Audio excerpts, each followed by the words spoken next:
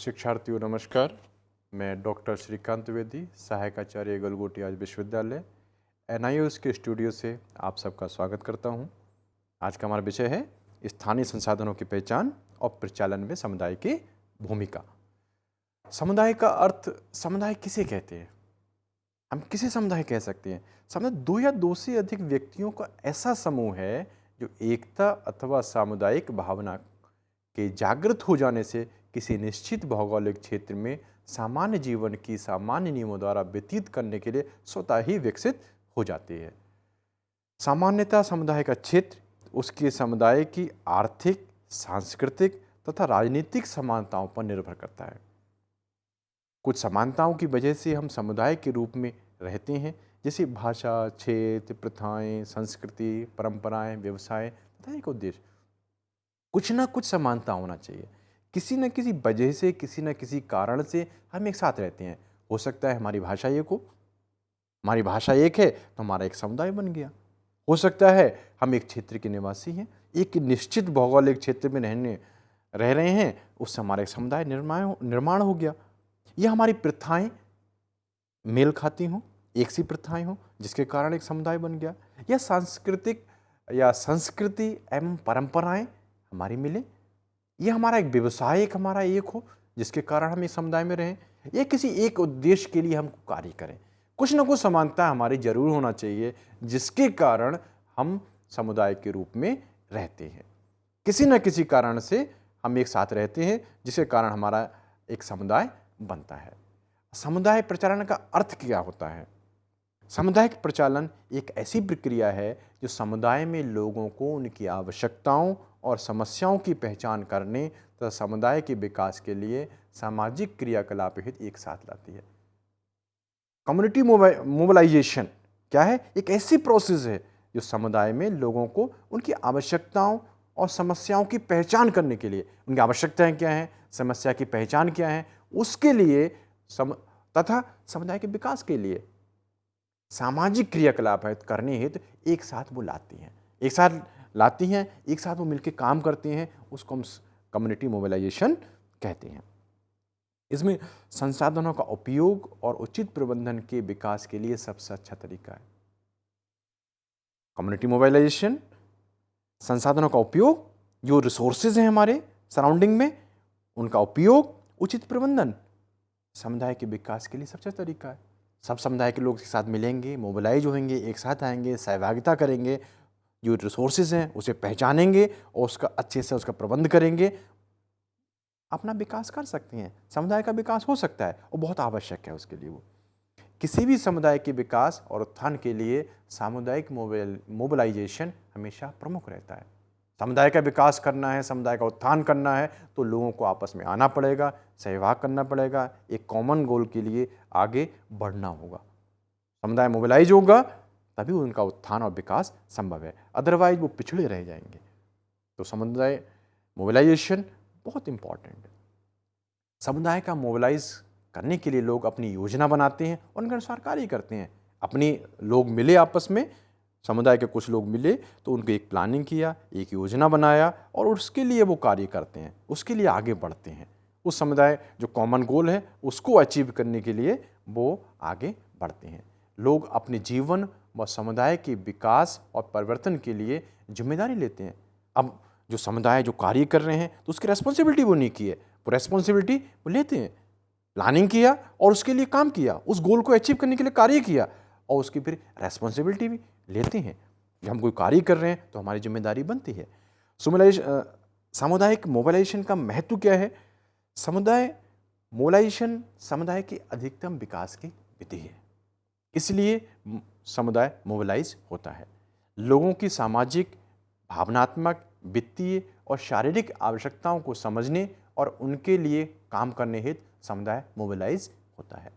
वर्तमान स्थिति में जागरूकता हेतु सोसाइटी की वर्तमान स्थिति क्या है, समुदाय की वर्तमान स्थिति क्या है, उसमें जागरूकता बढ़ाने के लिए कम्युनिटी मोबिलाइज होता है। जागरूकता आएगी तो हम एक साथ आएंगे, अपने अधिकारों की बात करेंगे, उसके लिए मोबिलाइज होगा। सकारात्मक परिवर्तन लाने हेतु हमें समाज में परिवर्तन लाना है, समाज में कोई चेंज लाना है, सकारात्मक चेंज लाने हैं, तो उसके लिए समुदाय के लोगों को एक साथ आना पड़ेगा और सहभाग करना होगा। और संप्रेषण एक मुख्य साधन के रूप में है इसमें कि हम आपस में लोग जितना बात करेंगे, जितना हम कम्युनिकेट करेंगे, एक साथ आएंगे तभी हम मिलकर आगे बढ़ सकते हैं। समुदाय मोबिलाइजेशन में संप्रेषण एक इम्पॉर्टेंट मीन है, उसी की सहायता से ही समुदाय मोबिलाइज होता है। संविधान में जो परिवर्तन आया, जो एक चेंज अमेंडमेंट आया 72वां 73वां, तो पंचायती राज व्यवस्था की व्यवस्था की गई। तो उसी में अनुच्छेद 243 जी के 11वीं अनुसूची में प्राथमिक और माध्यमिक शिक्षा सहित सामाजिक आर्थिक विकास के लिए योजनाओं की योजना बनाने और क्रियान्वयन करने के लिए पंचायती राज संस्थानों को शक्तियाँ प्रदान की गई हैं। इसमें पंचायती राज संस्थानों को इन्वॉल्व किया गया है। इसमें जो top to bottom grass root level पे भी उनको शक्तियाँ दी गई हैं कि वो उसमें शामिल हो। डिसेंट्रलाइजेशन ऑफ पावर किया गया है कि सभी लोग उसमें इन्वॉल्व हों, सब लोग इन्वॉल्व हों और उसमें पंचायती राज संस्थान मिलके वो उसकी जो योजनाएं हैं उनका क्रियान्वयन करें, प्लानिंग करें और उनको एग्जीक्यूट करें। कैब CABE केंद्रीय सलाहकार बोर्ड ऑफ एजुकेशन 2005 ने शिक्षा के प्रबंधन के लिए एक ढांचा दिया, स्ट्रक्चर दिया, जिसमें ग्राम शिक्षा समिति का महत्वपूर्ण प्रावधान किया।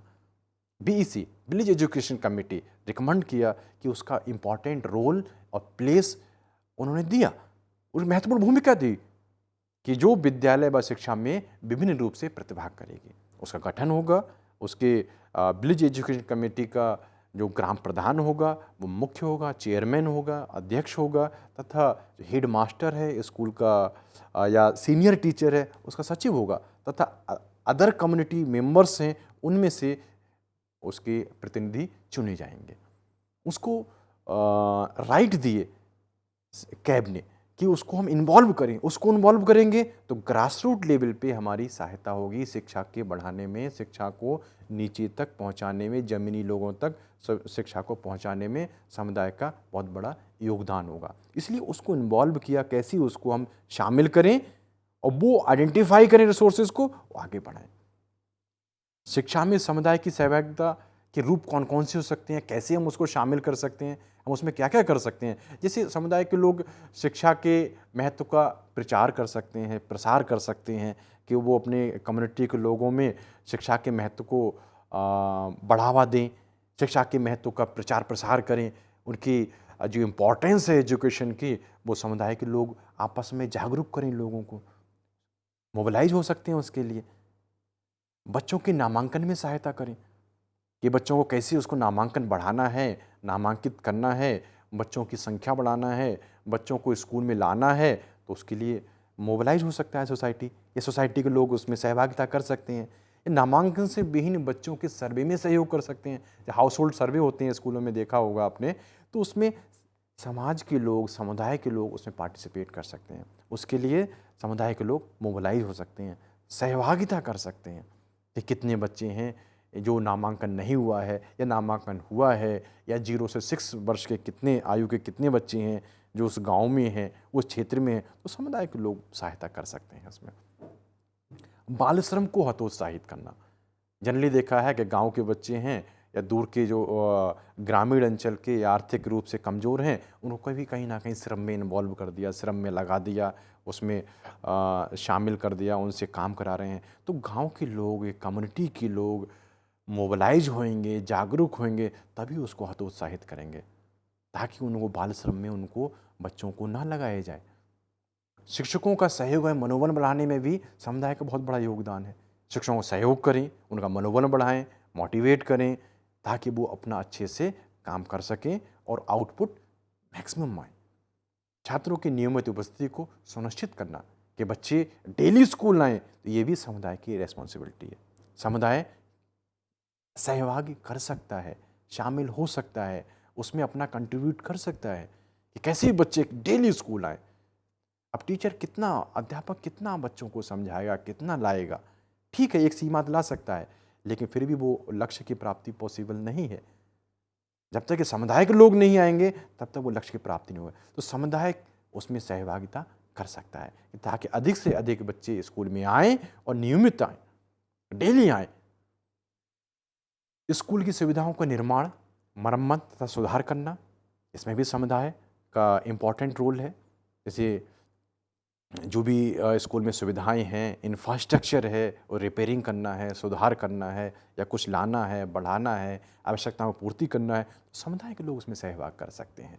शिक्षकों की उपस्थिति व प्रदर्शन की निगरानी, टीचर्स डेली स्कूल आएँ और वो कैसा परफॉर्म कर रहा है, वो भी समुदाय के लोग मिलकर ऐसा करते हैं, उसके लिए मोबिलाइज होते हैं।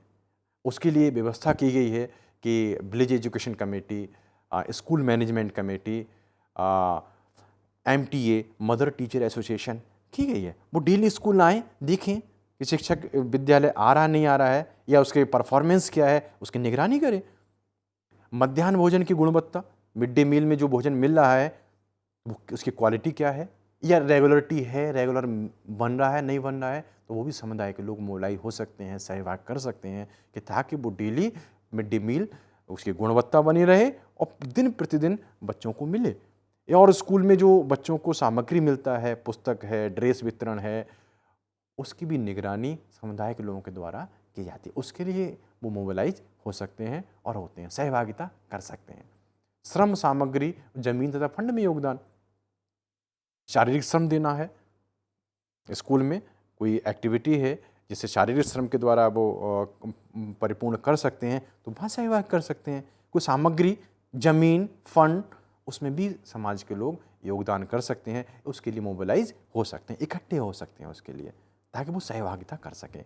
स्कूल बैठकों में हिस्सा लेना, स्कूल की जो बैठक हो रही है, स्कूल की बेहतरी के लिए जो प्रयास हो रहे हैं, जो मीटिंग्स हो रही हैं, तो उसमें समुदाय के लोग उसमें शामिल हो सकते हैं, सहभाग कर सकते हैं। स्कूल मैपिंग में भाग लेकर, माइक्रो प्लानिंग में भाग लिया, स्कूल मैपिंग में भाग लेकर एंड कम्युनिटी मैपिंग में भाग लेकर समुदाय अपनी सहभागिता शो कर सकता है, उसके लिए मोबिलाइज हो सकते हैं और होते भी हैं। स्कूल के वित्तीय संसाधनों की निगरानी, अब देखा होगा आपने, जो एसएमसी का अकाउंट है, विलेज एजुकेशन कमेटी उसका अकाउंट है, वो स्कूल का हेड टीचर है उसके साथ जॉइंट अकाउंट होता है, ताकि समुदाय के लोग भी उसको देखें कि जो फंड आ रहा है वो कहाँ कहाँ और कैसे खर्च किया जा रहा है, उसमें ट्रांसपेरेंसी बना रहे, तो उसके लिए भी समुदाय के लोग सहभागिता कर सकते हैं। ग्राम शिक्षा समिति का गठन, समुदाय के लोग शामिल हो सकते हैं। रिप्रेजेंटेटिव कम्युनिटी मेंबर्स उसमें शामिल हो सकते हैं, उसके लिए मोबिलाइज हो सकते हैं, इलेक्ट कर सकते हैं कि ये हमारा इसके मेंबर्स रहेंगे। स्थानीय संस्कृति की जानकारी प्रदान करना, कि स्थानीय लोकल कल्चर क्या है, लोकल आवश्यकताएं क्या हैं, लोकल संस्कृति क्या है, उसकी जानकारी समुदाय के लोग दे सकते हैं, उसके लिए मोबिलाइज हो सकते हैं कि हमारी ये संस्कृति है, हमारी कल्चर है, उसको प्रिजर्व रखा जाए, उसको बढ़ावा दिया जाए, तो उसके लिए मोबिलाइज हो सकते हैं।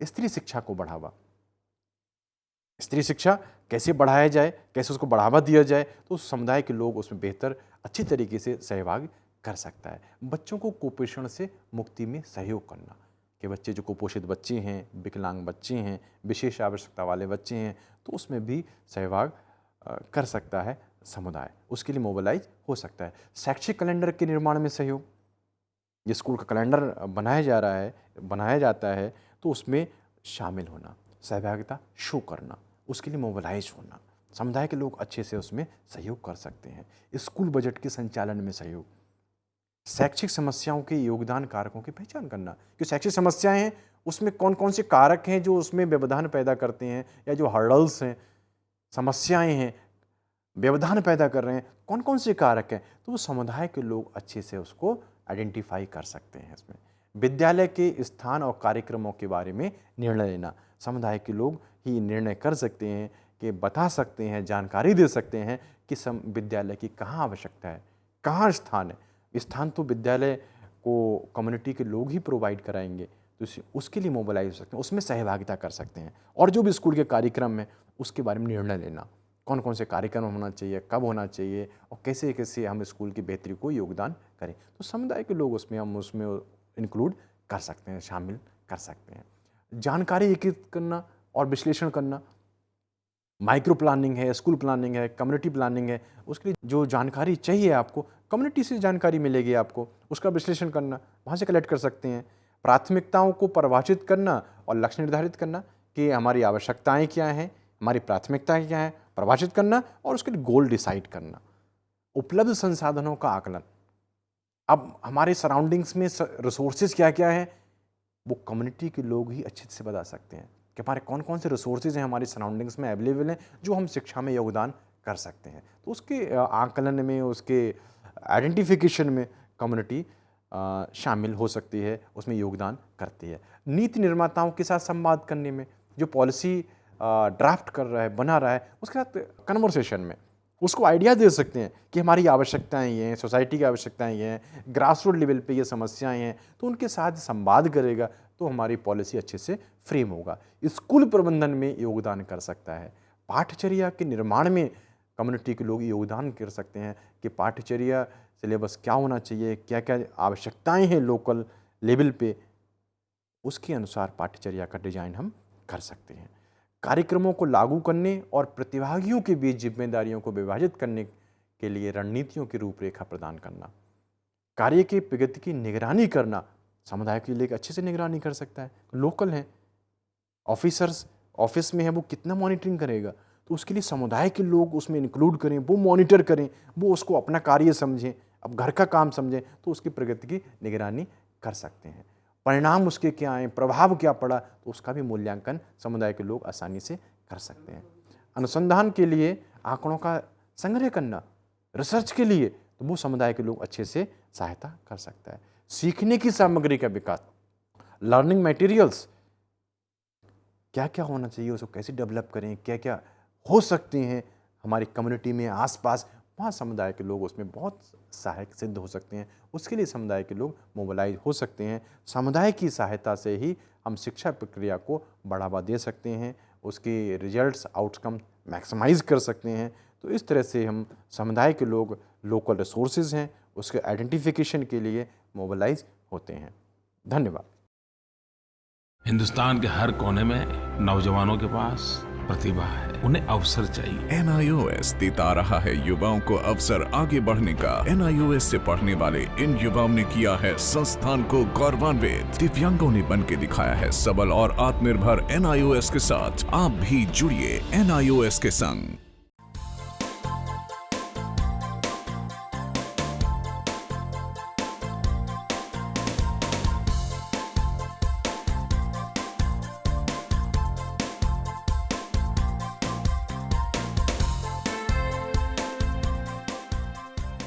घर बैठे पाएं राष्ट्रीय मुक्त विद्यालय शिक्षा संस्थान यानी NIOS में एडमिशन, वो भी एकदम आसान तरीके से, जिससे शिक्षार्थियों को होगी समय और धन दोनों की बचत। NIOS से शिक्षा कभी भी कहीं भी। शिक्षार्थियों, क्या आप जानते हैं NIOS में एडमिशन लेने का सरल और सुगम तरीका, जिससे शिक्षार्थियों को ऑनलाइन प्रवेश लेने में सहूलियत मिलती है। NIOS में प्रवेश की प्रक्रिया पूर्णतया ऑनलाइन है। शिक्षार्थी घर बैठे इंटरनेट द्वारा प्रवेश के लिए सबसे पहले NIOS की वेबसाइट www.nios.ac.in पर लॉगिन करें। अपना ईमेल आईडी और पासवर्ड डालकर अपना पंजीकरण करें। पंजीकरण के बाद लॉगिन करने पर ऑनलाइन प्रवेश हेतु आवेदन पत्र खुलेगा। आवेदन पत्र को निर्देशानुसार भरें और प्रिंट आउट लें। इस प्रिंट आउट पर अपनी फोटो संलग्न करें। ऑनलाइन प्रवेश के लिए शुल्क हेतु भुगतान के तरीके हैं: क्रेडिट कार्ड के द्वारा, डेबिट कार्ड के द्वारा, राष्ट्रीयकृत बैंक के ड्राफ्ट के माध्यम से, जो कि सचिव NIOS नई दिल्ली या नोएडा के पक्ष में देय हो।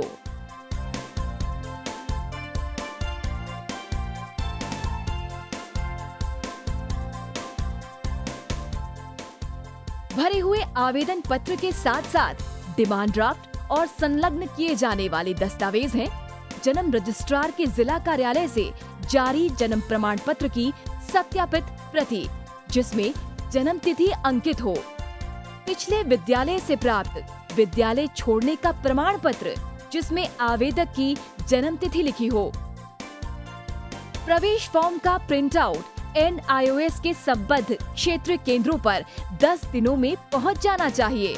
अन्यथा उचित दस्तावेज न लगे होने पर आवेदन फॉर्म रद्द किया जा सकता है। प्रवेश प्रक्रिया की पुष्टि होने के बाद शिक्षार्थियों को परिचय पत्र व अध्ययन सामग्री डाक द्वारा तुरंत पहुंचाई जाती है। ऑनलाइन प्रवेश एक बहुत ही सुगम और सुविधाजनक प्रवेश प्रणाली है। Online on time for safe and secure admission. Hindustan के हर कोने में नौजवानों के पास प्रतिभा है, उन्हें अवसर चाहिए। NIOS देता रहा है युवाओं को अवसर आगे बढ़ने का। NIOS से पढ़ने वाले इन युवाओं ने किया है संस्थान को गौरवान्वित। दिव्यांगों ने बन के दिखाया है सबल और आत्मनिर्भर। NIOS के साथ आप भी जुड़िए NIOS के संग।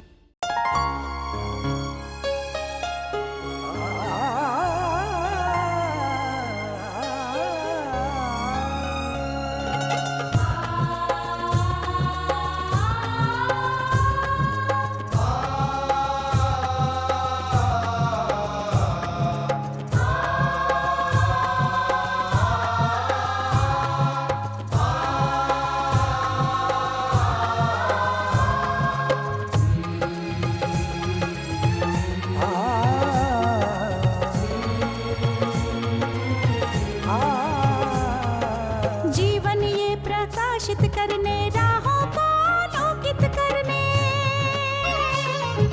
जीवन ये प्रकाशित करने राहों को आलोकित करने।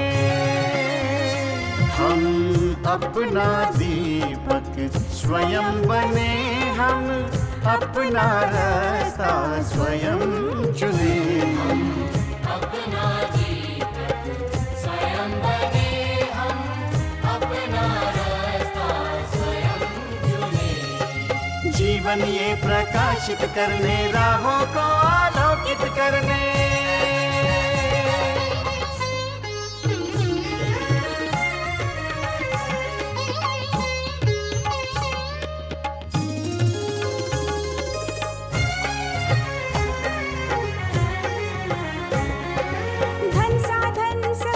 सीमा से विद्यालय जो मुक्त हो, धन साधन समय की सीमा से विद्यालय जो मुक्त हो। कभी पढ़े हम कहीं पढ़े वे विषय की लोच से युक्त हो। कभी पढ़े हम कहीं पढ़े वे विषय की लोच से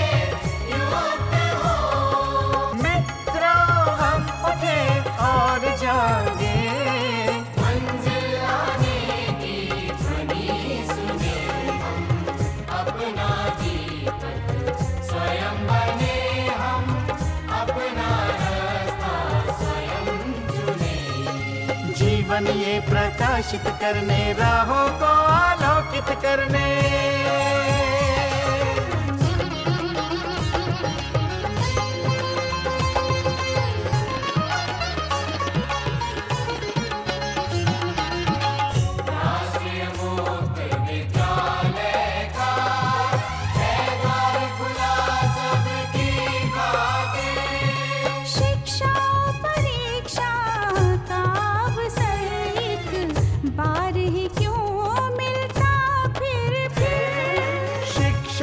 परीक्षा का अवसर एक बार ही क्यों मिलता फिर दुनिया में इसके केंद्र बात।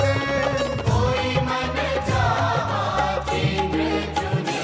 हम अपना दीपक स्वयं बने, हम अपना रास्ता स्वयं चुने। कोई मन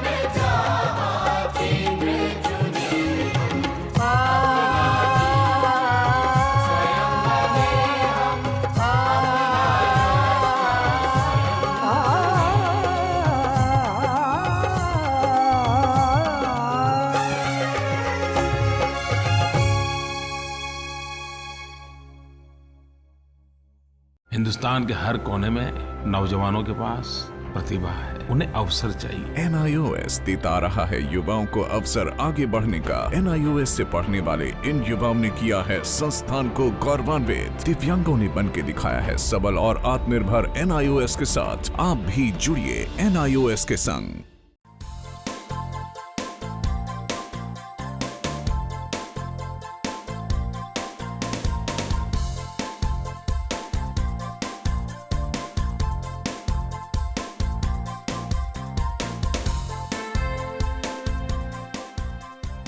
घर बैठे पाएं राष्ट्रीय मुक्त विद्यालय शिक्षा संस्थान यानी NIOS में एडमिशन, वो भी एकदम आसान तरीके से, जिससे शिक्षार्थियों को होगी समय और धन दोनों की बचत।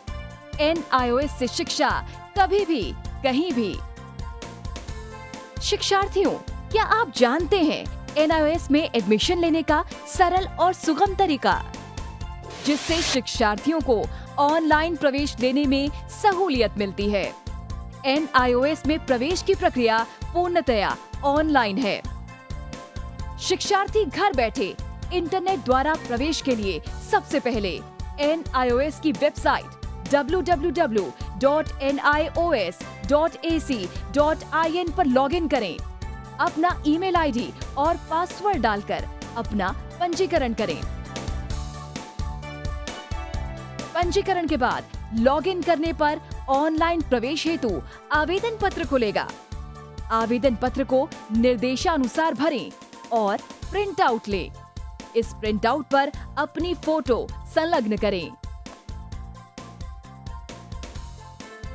ऑनलाइन प्रवेश के लिए शुल्क हेतु भुगतान के तरीके हैं: क्रेडिट कार्ड के द्वारा, डेबिट कार्ड के द्वारा, राष्ट्रीयकृत बैंक के ड्राफ्ट के माध्यम से, जो कि सचिव NIOS नई दिल्ली या नोएडा के पक्ष में देय हो।